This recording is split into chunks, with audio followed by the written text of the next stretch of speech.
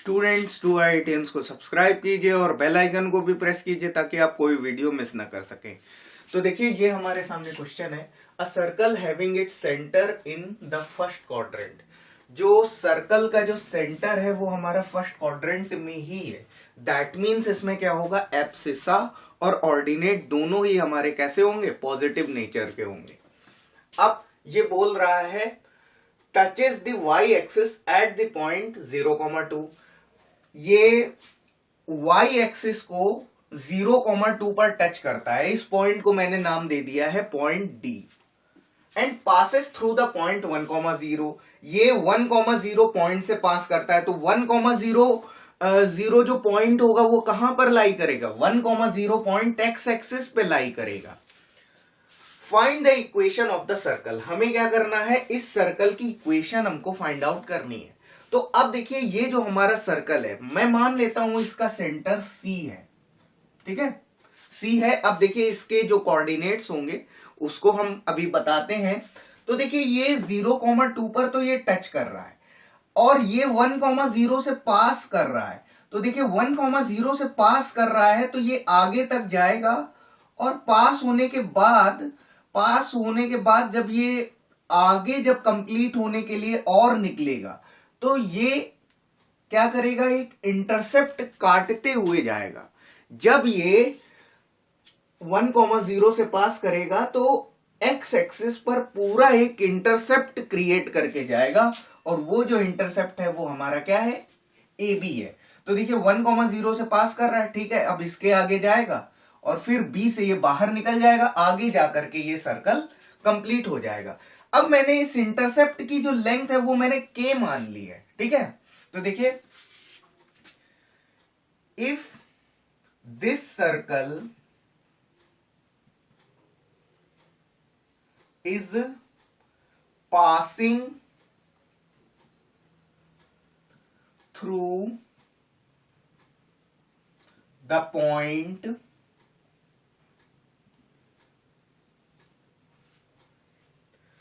A 1,0, it will create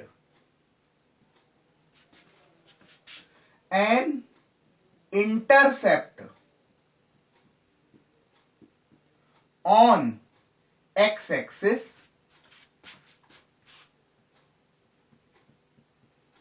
whose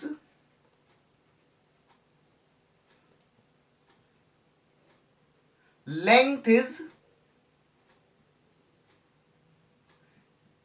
assumed to be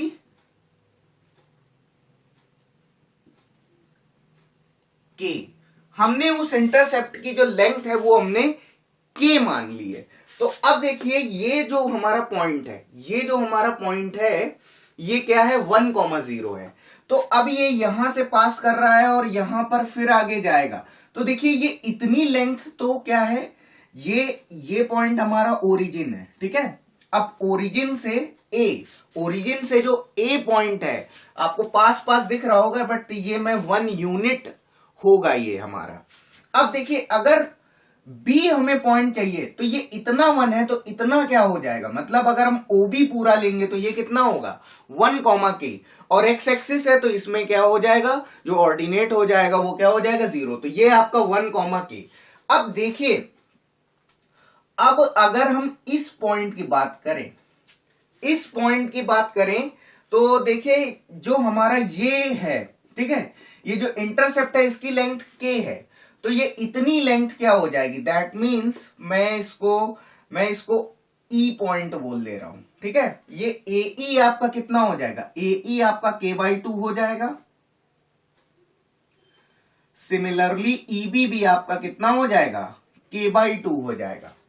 लेकिन अगर मुझे पॉइंट ई के कोऑर्डिनेट्स चाहिए, पॉइंट ई के कोऑर्डिनेट्स अगर हम ड्रॉ करेंगे तो जो पॉइंट ई के जो कोऑर्डिनेट्स होंगे वो बच्चों होंगे 1। देखिए ये इतना 1 तो एडिशनल है, ओरिजिन से जो ए डिस्टेंस है वो कितनी है, वो 1 है। तो 1 में हम कितना ऐड करेंगे, k/2। तो ये आपका हो जाएगा 1 + k/2, 0। ये इतना बड़ा ब्रैकेट में वहां लिख देते तो अच्छा नहीं लगता। हाँ, हालांकि अगर आपने कॉपी में फिगर बनाया है तो उसमें आप छोटा सा आप ये चीज लिख सकते हैं, बट मार्कर थोड़ा सा हैवी होता है तो इसलिए वो इतनी कम जगह पर शायद नहीं लिख पाता।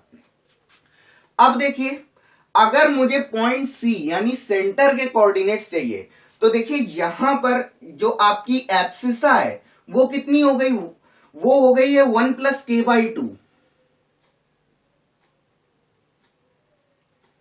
लेकिन ये देखिए, ये आपका क्या है, ये सेंटर से इसको हमने मिला दिया है, सेंटर से हमने इस पॉइंट को मिला दिया है। तो देखिए ये 0,2 पर टच कर रहा है। तो 0,2 जो इसकी जो डिस्टेंस है वाई एक्सिस से, ओरिजिन से वाई एक्सिस पे जो डिस्टेंस है, जो आपका टच पॉइंट है, जहां पर भी ये आपका टच कर रहा है, ठीक। अब मैं इसको F बोल दे रहा हूं, ठीक है।